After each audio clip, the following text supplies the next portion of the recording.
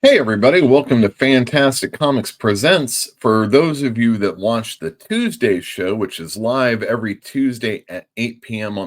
on Pacific Coast time, we didn't talk about New Comic Book Day, and we probably didn't talk about comics that were the best of last week. And if you were really curious about what those were, we're going to get to that right now.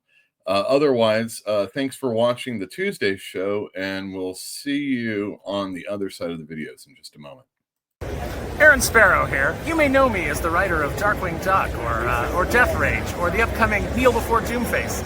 And I just want to go ahead and tell you right now that Fantastic Comics is the greatest comic shop to ever exist in the history of this universe or any other universe. Ooh, 5 cents each. Junk. Junk.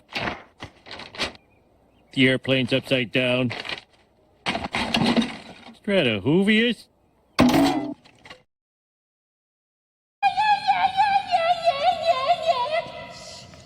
echolocating. Shh.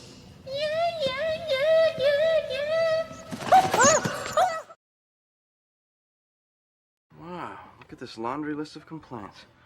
So you have no direction, no college ambition, no job prospects? Yeah, it also says I have no dick. But you'll notice that follows the financial question, proving once more what women really look for. What do you do for money anyway? Blood bank, sperm bank. I'm currently considering the eye bank. Wow, she calls you callow in here. You say that like it's bad. It means frightened and weak-willed. Really? Shit. That was the only part of the letter I thought was complimentary. I thought if Casanova and I had nothing to say to each other, he'd get bored. Go away. Instead, he uses it as a chance to put his testicles all over me. His what? How you say, octopus, testicles. Tentacles. NT. Tentacles. Tentacles. There's a big difference. No, that's the whole point. It's the same exact thing, but it's with women, right? So it's a new idea. Okay, I just feel that if it's all with women, then it should be better. Why can't we just do the same thing? Because if we do the same thing, then why are we doing it at all? Yeah, I gotta say, I agree with that. I mean, why can't we just come up with our own record to break? Like some badass woman who could really throw them back, you know? Judy Garland, Liz Taylor. Joan Crawford. Betty Ford. No, those are all sad examples of alcohol abuse. The box thing just feels more fun, you know? When women do it, it just feels sad. All right, come out or I'll blast you out. For shame, Doc. Hunting rabbits with an elephant gun. Elephant gun? That's right, Doc. So why don't you go shoot yourself an elephant? You do, and I'll give you such a pinch!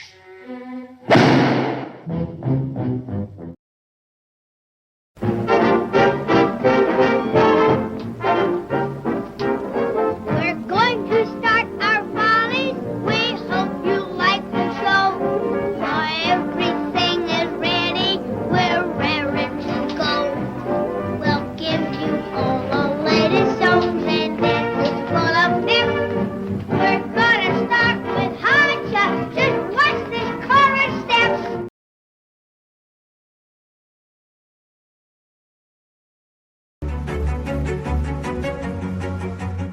Originally settled as Ocean View during the 1850s, the city's population boomed with displaced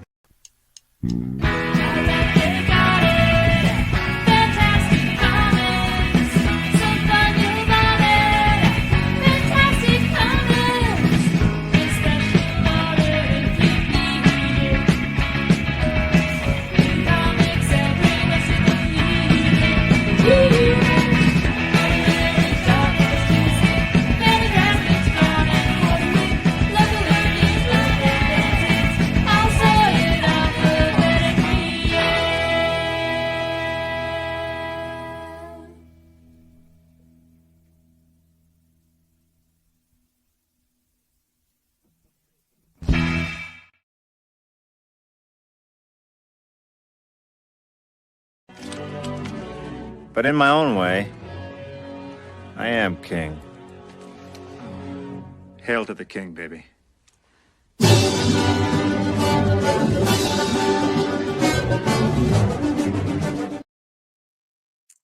All right. Thanks everybody for joining us so that we can take a look at some new books that are coming out tomorrow or today, depending on when I have recorded this and when you're receiving it. And we're going to look at some new books that came out last week and, the top 5 of them. You're like, who is this guy? I never watch this stuff on, during the day, and then I never get it suggested to me. But for those of you that are new here, my name is Yule Carter, comic book retailer in Berkeley, California. That's right. That's right. I am Yule. I have owned Fantastic Comics in Berkeley, California since 2011, and I still am. We've been doing a YouTube show off and on since the beginning then, and there was a little bit of break in between, and it was just me now. And I host a show live, and I talk about the new books that are coming out. But since we're going to be talking about Peter David on the Tuesday show and his meaning and absence that he has now left in the world of comics and what he means to us as comic fans, especially the longtime comic fans, I just don't think there's going to be enough time to talk about comics. Just regular comics, the comics that are coming out, Peter David-less comics. So the first thing I'd like to talk about is the best comics of last week. And I'm going to turn off my camera for a little bit of symmetry on the page that you're going to be looking in front. These are just going to be covers. There's me, the unknown comic book retailer. And this is the first comic from last week that made the top 5 list. It's not always a top 5 list, and it's not always comic books that I think are really great or are really burning up the charts, but what sells well in my store. And then some things I feel like I need to point out also. Coming in at 5, another one shot by JMS, J. Michael Straczynski, this time with Herman Peralta on art. And what he's doing is he's taking 2 characters in the Marvel U that maybe shouldn't be together. Although former Defenders are in the book, and it's Hulk and Doctor Strange. But there is a backup story with Natasha Buchos, I think is how you say the name, doing Aunt May and Agatha Harkness. Now that's a combination I never thought I'd see. This was a sellout book. I had to reorder it, and I'm going to get them in. This whole thing has been doing really well for JMS. Definitely a lot better than his last Captain America series. So either this thing has some steam and just people really enjoy what they're seeing, or JMS still does have some impact in comics left. All right, at number 4, we have The Incredible Hulk, number 25. I ordered extra of these, expecting to sell out over the course of some time. This is a double-sized issue. It's got art by Nick Klein. Philip Kennedy Johnson is writing a really good story ever since the very first issue. And really good to see Thor, Nick Klein's former book that he was doing, on this, because this is one of those fights that you look forward to in superhero comics. Hulk versus Thor, Wolverine versus Hulk, Hulk versus Thing. Hulk's in a lot of these fights, but he's the angry guy. All right, at 3, we have Wonder Woman number 21. So I have what I call cigarette books that are arrayed behind me so that I never have to move them, and they can last there for a good long time. And the only thing behind me there will be issues, and I'll hand them to you like a cigarette. Well, I mean, pack. No Lucy's here. But Wonder Woman had kind of been lagging just a bit, and I wanted to trade it out for Ultimate Wolverine. Well, the minute I did that, Wonder Woman's been selling out off the shelf where the plebes can get their hands on it. It doesn't hurt that Batman's been in the issue the last 2 times, but reorders are on the way. At number 2, we have Fantastic Four number 32. This is another one of those cigarette books, and One World Under Doom is doing well for me. It's helping sales on the Fantastic Four more than they were actually doing before, and it was a cigarette book then. So I've upped my numbers and it's sold out, and I had to get more issues in. So Fantastic Four, Ryan North. As far as I'm concerned, One World Under Doom is a success, and I'm really looking forward to the relaunch. It's going to have Humberto Ramos on art. And at number 1, we have Amazing Spider-Man number 4. This is the second to last part of the first story arc that we're getting. It has Itsy Bitsy and Hobgoblin, a new friend of Spider-Man's from back in the day, and a new job, and Shay and Aunt May and all the people you come to expect. And Spidey's been drugged and it hasn't gotten out of his system, but he's still trying to figure out a way to save the day. And it's been really good. Pepe Larraz on art. Wow, that is just an inspired move to get him to be the main artist on this book, at least the beginning artist on this book. Joe Kelly's writing a really good story. And for people that thought that, the 8 days of, or 8 deaths of Spider-Man wasn't all that good, I think you can come on this book and feel pretty solid about it. Even though I think people should give that 8 deaths issue or story another chance, because it just does a really good job telling you who Peter Parker is, who Spider-Man is. If you haven't read the book in a while because you can't stand Zeb Wells, it wasn't that bad. It was just interesting enough and also tying into the Marvel Universe. And then here we have a really good solo story where you don't have to worry about X-Men or Fantastic Four or Doctor Doom or anything like that. And that are the best comics. I know how I said that. That are the best comics of last week for, what was it, 5/22, 21, something like that. All right, I got a video to play, and we're going to take a look at next week's books. Why, we sell a dozen a day in this price range. Who buys them? Tax collectors? Even if I had to pay, it would be worth it. Just for the occasion. What, is something big going on somewhere? It's going on right here. It's a big night. Well, it's just an old run-of-the-mill Wednesday. Well, the calendar's full of them. That's right. That's right. The calendar is full of them, but this is one to definitely pay attention to, because last week there was a ton of books. This week there are a ton of books. I mean, it is just, these are 2 really good weeks. And it's not only just that there's a lot of comic books out there, there's a lot of really fun, good comic books to look at and pick up. And if you're a fan of Marvel, DC, Image, there's a couple Image books that are coming out. If you're a Peter Milligan fan, why bother talking about it this way? Let's just get on to it. All right, turning that off for symmetry. We've got, starting up, Peter Milligan is back to writing some comic books. And let me tell you, Shade the Changing Man is one of my all-time favorite books. Enigma, one of my all-time favorite miniseries. And The Pale Knight through Mad Cave, which is really stepping up their production and their quality. Pale Knight is written by him. Now, I don't know who Val Rodriguez is, and as long as they tell a competent story, the important thing is that Peter Milligan's writing it, and anytime he writes a first issue, it's something that I want to pay attention to. All right, we've got issue number 2 of Wolverine and Kitty Pryde. Chris Claremont is back to tell a story about the Japanese days. I don't know. I'm really not reading it. And by what I can tell in the sales of the store, very few of you are also. I can't imagine this is doing really super great. And why even bother having Chris Claremont if you can't just have him write a regular series? We just saw the death of a couple of really good, comic book creators, illustrator Butch Guice and creative writer, comic writer Peter David. And these are guys that, probably could have been working. Maybe Peter David wasn't able to because of his health, but what were these guys doing the last few years?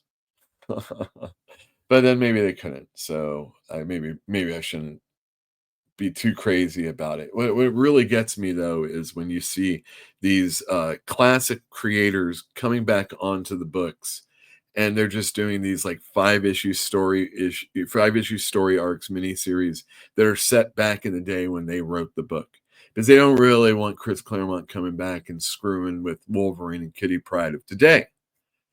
So it's just a shame. And we kind of got that with Peter David. And although he was still very prolific the last few years, it was just on those type of books. And they could be good. They could be fun to read. But, just not new Marvel. Just don't muck around with the new stuff. Mommy Blog is a one-shot issue by Marguerite Bennett and Eleonora Carlini. This is a Ninth Circle book. You saw the magazines come out, and it was Garth Ennis writing 2 of them. The most recent one was Kids, and Adam Glass wrote one. This is comic book sized, which frustrates me. I mean, if I have to put up with magazines, I would like them all to be magazines. I mean, if distilleries should start doing comic book size stuff and then keep their magazines, what would they be, like Black Label? Anyway, this is a miss as far as I'm concerned in the size of the book, but it looks pretty interesting and it looks pretty gory also. So if you enjoy that kind of stuff, you might want to check this out. You'll Do Bad Things number 3 comes out. Each issue has been a sellout. I haven't got a ton of them when they were coming out, but there were some reprints that I had to purchase.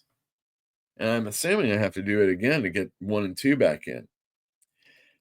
You'll Do Bad Things, I assume, is going to sell out again, but I just want to let everybody know about this book. It'll be collected, and, we could talk about that then, too. Another mini-series. We're taking everyone down with us. This is the 3rd printing of number 1. I've all but sold out of every printing of number 1 I have, including the first printing of number 2. And there's a second printing of this out. So if you missed out, you might want to check this out. Matthew Rosenberg is writing a really, really fun story. And everybody I suggested it to, everybody that got it, has come back and told me how much they enjoy this. So let's really make this one of those mini-series hits of the year. It's got 2 reprints of the first 2 issues. And funny enough, there's the 3rd issue, and you can get them all at the same time if you haven't picked them up. Be one of the hive mind at Fantastic Comics and get We're Taking Everyone Down with Us. It's got sci-fi and mystery and violence and all the stuff you want in a comic book that doesn't have superheroes or horror or capes and tights, stuff like that. Minor Arcana, number 7. Really, number 7?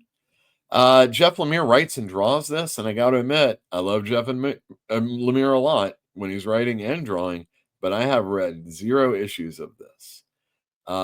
It sells pretty well, and I've got a lot of Jeff Lemire fans, so you might want to check this one out. There is a trade of the first 6, I think, coming out, and there you go. Minor Arcana, number 7.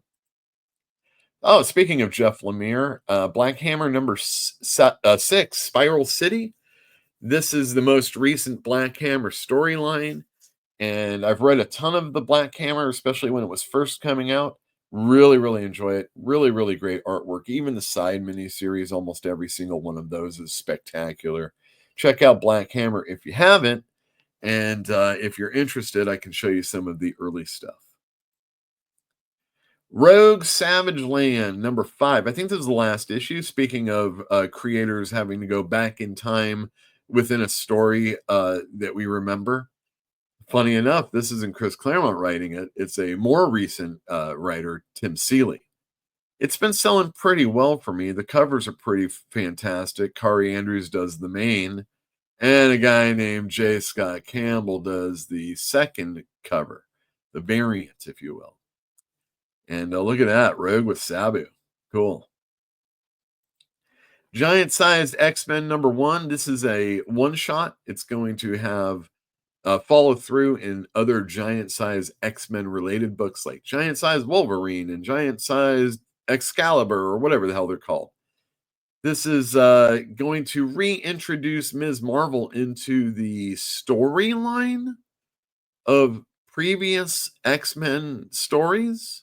I'm not exactly sure how this is going to be working out, but everybody's favorite Kelly and Lansing are writing. And I don't know who the Kubert is that's doing the art. There is a variant cover by Art Adams doing a classic X-Men cover. That's pretty cool. Beast is new here. And who doesn't love an Art Adams cover? And if you like Ms. Marvel, you should probably check this out too. Image Comics has Kieran Gillen's and Casper Wingard's The Power Fantasy #9. I don't know how many issues this is supposed to be going on, but I thought 8 was the last issue, at least as far as a customer told me. Maybe they meant 9, but it's here and it's Wednesday, so you should pick it up. Hyde Street #6. This is a Ghost Machine book written by Jeff Johns. I think Ivan Reis is the most common artist on this book, but we got Francis Portello on it for a fill-in. Good artist there. I like Portello a lot. And Ivan Reis is excellent also.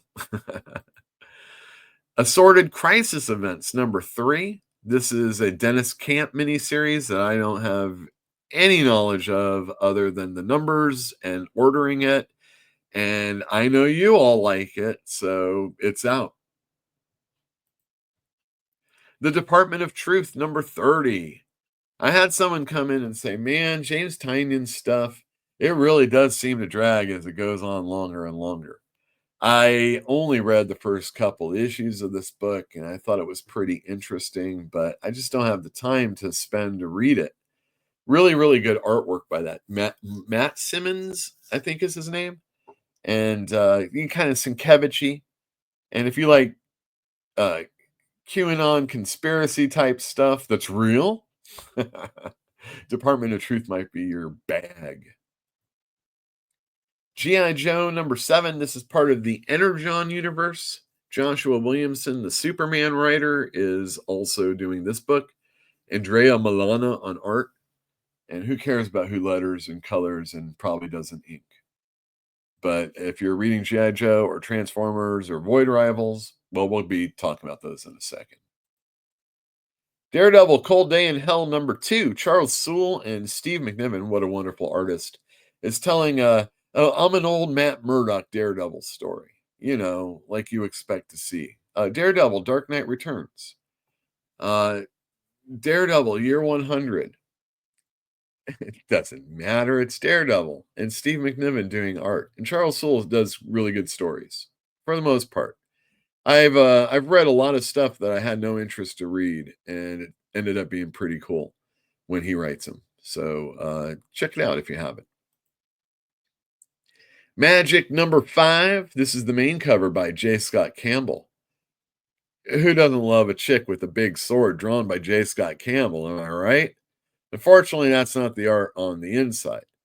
But fortunately for me, I sell this one pretty well. So come on in and get it if you weren't thinking about it. Predator vs. Spider-Man #2. I have yet to read the first issue, but what a fun cover. What did Mary Jane do to get in this situation? She doesn't have a gun or anything. Don't pull that knife, Mary.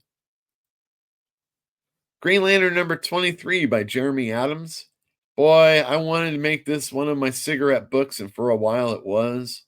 But nobody just really wants to read a whole lot of green books these days, no matter how good they are. Spectre's in the story, so maybe there'll be a little bit of a pickup with you olders, but you're probably reading it anyway. Green Lantern 23. Void Rivals #19 by Robert Kirkman, and I think this is a fill-in artist, Connor Hughes. I don't know anything about this. It's in the Energon universe with G.I. Joe and Transformers, you know what I mean? I think it was very slick and smart for Robert Kirkman to create a title that would be necessary to read if you want the entirety of that G.I. Joe Hasbro stuff. Hasbro's stuck. Not unlike when Marvel did Micronauts and created characters for that book, or created characters for G.I. Joe and put like the Punisher in it and stuff like that. Those books couldn't just go and get reproduced. ROM had the Dire Wraiths that Marvel created. Bill Mantlo put a lot of effort and work into those books that he was on.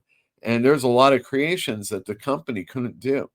And now, unless Kirkman has done something stupid, and really for the most part of his comic career he hasn't, he probably does own this, and they're going to have to play ball with him in one of the most successful Transformers ventures in comics ever.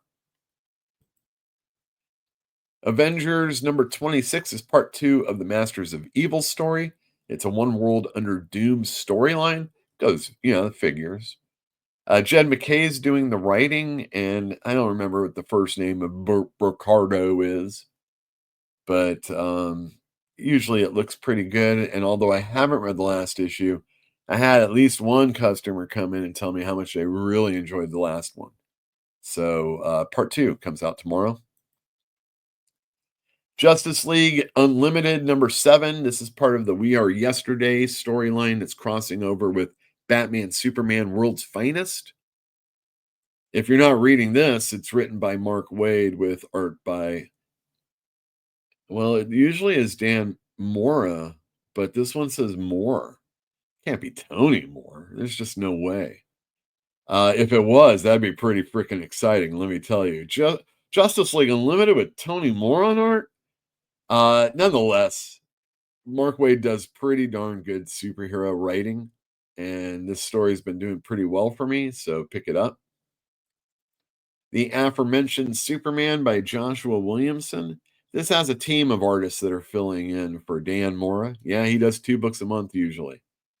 And the last issue, holy cow, of 25, it was shocking ending. I mean, it was really, really shocking. And this issue follows. Superwoman lost her powers. And obviously that wasn't the shocking part. But everything here has to follow up with that. Absolute Martian Manhunter number 3. Dennis Camp is writing a really, really good story, and people are really enjoying this and the artwork. It got extended. It was originally just supposed to be I think a 6-issue miniseries, and now it's getting a whole year. So we'll see how that works. So far, it's doing really well. The last 2 books are cigarette books. So is this one, Uncanny X-Men number 15. Gail Simone writes it. David Marquez is back on artwork, and it's part 3 of the Dark Artery storyline. Gail's doing a pretty darn good job. I think it's solidifying X-Men as being a quality read in my store, and it's definitely one of the books that's behind me. Jed McKay's X-Men is also, and I'm behind it. I think, I was never really the biggest Gail Simone fan, but I think she's been doing a really good job on this book. And I think any major criticisms of it are just people that can't be happy. All right. Boy, all cigarettes books the rest of the way. We have Absolute Wonder Woman number 8.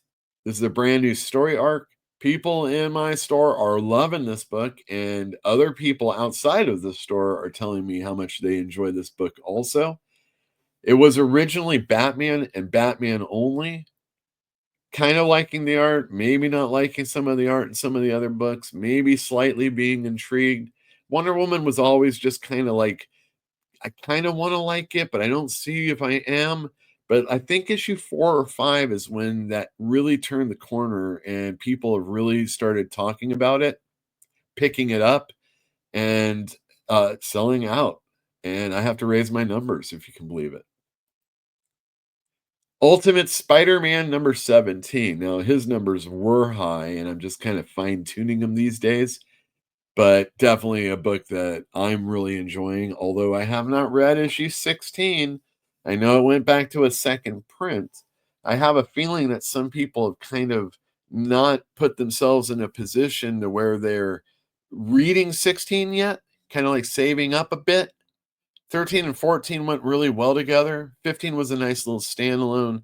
And then 16 feels like it's the beginning of more. And I know that that's how a lot of people read their comic books. Anyway, 17's coming out. And if it's anything like number 16, or at least what I'm seeing, it's going to be a big deal. And then lastly, for New Comic Book Day, not the last thing I have. There are plenty others, but I had to cap this off at 30 plus a couple covers that I wanted to show you, or else we'd just be at this all day. Batman number 160. This is the third part of the Hush storyline, told by Jeff Loeb and Jim Lee. Scott Williams is back, as is Alex Sinclair. These are the guys that did the original one, although I'm not quite sure about the Alex Sinclair. This is a cool cover. Anytime you got that words going over behind the character, I think it looks pretty cool. I don't know why there isn't a 2 in those U's though. Not unlike, the title, the logo. Hush has been doing well. I've been ordering a lot of it, not selling out, but then I've really pushed the limits of the book and maybe possibly the store. I'm going to be doing that for some books coming up in the next few weeks. So I'm really excited to see how they're going to do. But I also have this feeling that Batman Hush is going to sell even better when the end of the storyline starts up later on this year.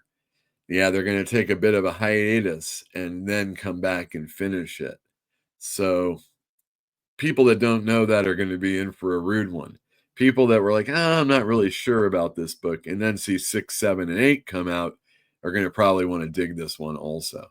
So cool cover. Jim Lee back on a book. Definitely something we want to see in comics more these days. Our original professional classic creators back on books.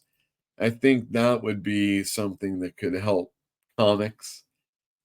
Doesn't have to be all the time. There are annuals. I don't see why we can't sign up Jay Lee to do an annual a year for DC, or Art Adams to do an X-Men, maybe like a kiddie comic. They get reverted back to kids again for an issue. It's nice seeing all these people do covers, but eventually I want Steve McNiven to actually do some interiors. I want to see Kari Andrews come back and do some interiors. We have Chris Cross doing Weapon X-Men, which isn't going to be around much longer. He's a great artist, and he should be working way, way more. We've seen people in the past talk about how they can't get a job in the industry, and then it doesn't go so well. And those are some people that I truly, truly love.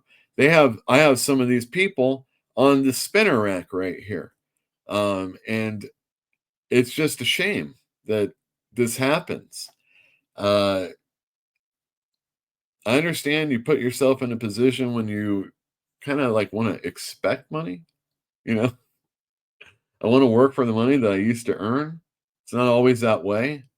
Maybe there's a way it could be worked out. These companies have to get their shit together and give us. Everything would be solved if they put some people on the books that we would really like.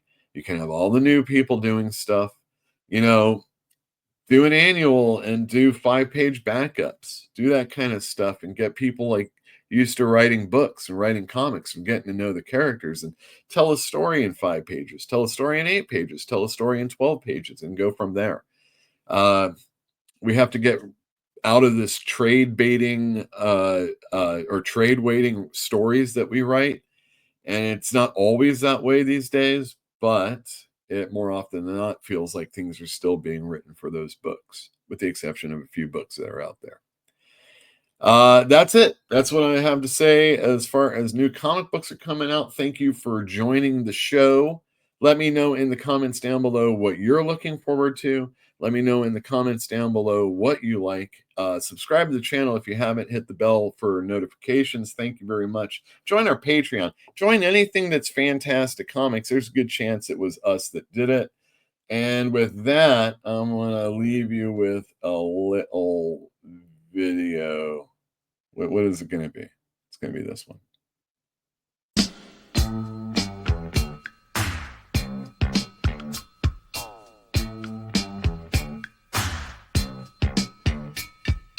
Lucy and Ramona cruising through the jungles of L.A. Hoping to promote a dream somewhere along the way. They're rolling through the streets, looking for a disco, passing up the treats from a kid named Cisco. trying to make connections with their blemish-free complexions.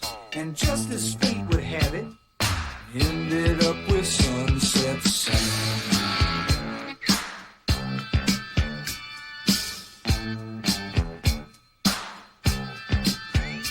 Sam was selling watches from a suitcase on a TV tray. And Lucy and Ramona were trying to figure out if he was gay. The three of them were standing, staring at each other, when the light behind their eyes blew each other's cover. The ancient code was branded, and each of them was handed a ticket to their kingdom, 'cause they saw their brother Sunset Sam.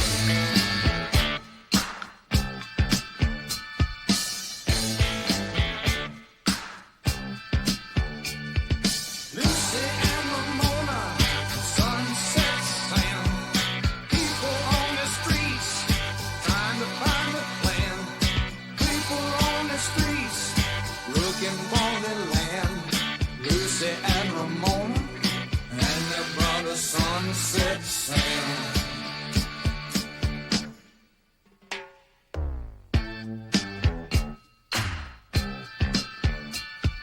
Lucy was from Compton, and she met Ramona at the zoo.